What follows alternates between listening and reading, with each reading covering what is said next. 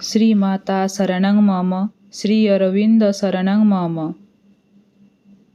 जन्म आउ मृत्यु मध्य जीवन हेउची एक छोट व्यवधान।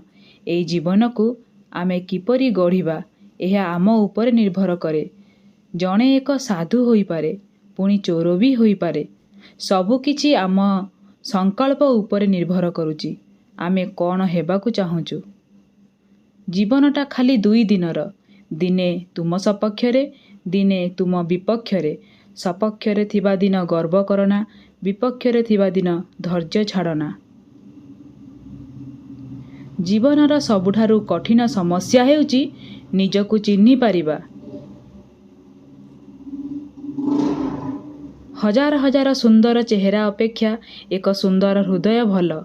तेणु एक सुंदर चेहरा परिवर्ते एक सुंदर हृदय थिबा व्यक्ति को बाछंतु।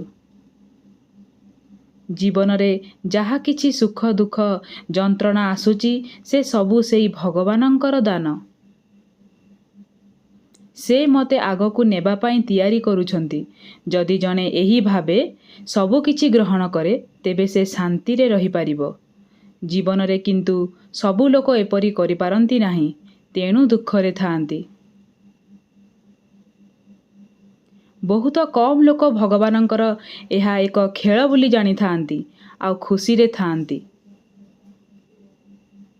जेतेबेले तुमे तुम जीवन रे एक कष्टकर परिस्थिति को सामना करुथाओ, एहाकु परम प्रभुंकर ठारु आसुथिबा एक दिव्य कृपा भावरे ग्रहण कर एवं वास्तव रे एहा सेहिपरि होई थाए। नमस्कार।